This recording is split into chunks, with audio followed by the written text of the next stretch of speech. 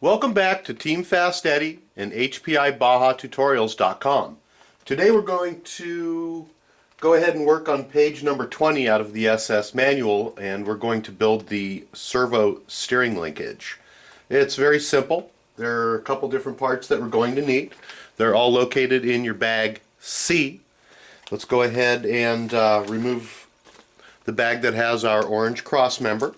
In that bag is going to be several of the ball ends, and we're going to go ahead and remove two of them. They look like this. There's several of them in there, and they are all the same.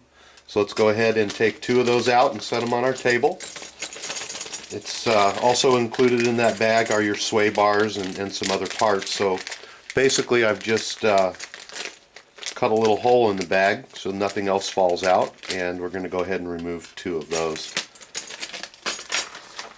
The other part that we're going to be needing is also in bag C. There's a bag that has your sway bar ends in there. Also included in there are two female ball studs and one male ball stud. We're going to go ahead and use the male ball stud. Go ahead and take that out of the bag. And this is the male ball stud here. It's the one with the threads on it. The next part that we're going to need is going to be located in one of these bags, so you're going to have to look closely. And it is a turnbuckle. And by a turnbuckle, it means that it has a left-handed thread and a right-handed thread on it. And it is in the little bag that contains some body clips. Might make it easier to find.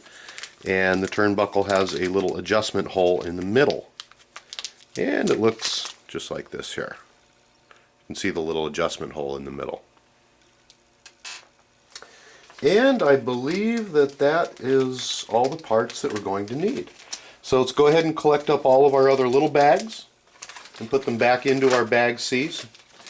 Go ahead and file those away so they don't get lost, and put them back over with the rest of our bags. We're going to use again the multi-tool here, and the multi-tool in this aspect is good because it's got a little slot in here which we can use to hold these as we're tightening it up, and it just slides through that little hole and it allows us to hold it, or you can use a pair of pliers. It's your choice. The other thing that we're going to need is a 2mm Allen wrench. Let me see if this is a 2mm, and it is not. So what I'm going to do is turn off my camera and find the proper Allen wrench, and we're going to use that inside this. It's got to slip through this little hole in the turnbuckle. So I'll be right back. Let me go ahead and find my Allen wrench. Okay, I've located my 2mm Allen wrench, and it was in the tools bag. I'm using most of my own tools, so I didn't bother to take them out, and they're located in this particular bag here, and it is the medium sized of the Allen wrenches. I'm going to go ahead and put the rest of the stuff back in my tools bag, file it away so I can find them when I need them. And as you can see, the Allen wrench will very easily just slip through the hole, and it gives us something to turn it with. So what we're going to do is go ahead and slip that Allen wrench over the turnbuckle. We're going to go ahead and grab one of our ball ends and go ahead and thread that in. You need to make sure that it starts off nice and straight so that it goes in properly. And as you can see, I'm holding the Allen wrench and turning this, and it seems to be going on just fine. If it gets a little bit stiff, you can go ahead and hold it inside the multi-tool here and go ahead and twist it on if you need to. Our total measurement on this needs to be 6mm of thread once we get the two ball ends on.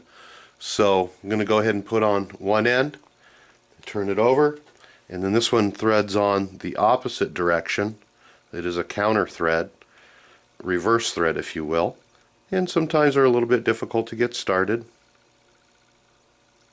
Going to go ahead and get that going. Come on. There we go. And I'm going to go ahead and thread that one on. Again, I'm just holding on to the Allen wrench and threading this in. It is starting to get a bit stiff, but it's not too bad. We're going to want a 6 millimeter gap by the time we're done is the proper measurement. And if you hold up your HPI Baja manual, it actually has a 1-to-1 drawing on it of 6 millimeters on the page. We'll see if we can get it over here, and it's located right here. And I'm going to go ahead and eyeball it to 6 millimeters. I'm going to go ahead and hold it up against the picture, and it looks like I have a little bit more ways to go. Just again, if you don't want to go through all of that, it's looking to me that 6 millimeters is pretty much completely threaded on for both ends. We'll go ahead and get this done just right. Hold it up again, and we have it just perfect. See if we can give you a little bit of an eye shot here on how it works. You're just going to want to measure end to end, and it goes on just fine. Okay. Now we're going to want to insert a ball into one of the ball ends, and we're very simply going to hold this up. We're going to use a pair of pliers and pop it on. Let me grab my pliers here. Going to open them up, and very simply just pop the ball on. Should move freely when you're done. And now we need to turn around and grab our electronics box, and the end that does not have the ball end in it is going to go onto the ball end that's located on the servo horn. I'm going to hold the ball end up to the ball. Again, going to use my pliers. Let me turn this so that you can see it with the camera, hopefully. It's an awkward position for me. And we're going to go ahead and clip that on, just like so. That's all there is to page number 20 in the manual, and we're going to go ahead and start on page number 21 in our next tutorial.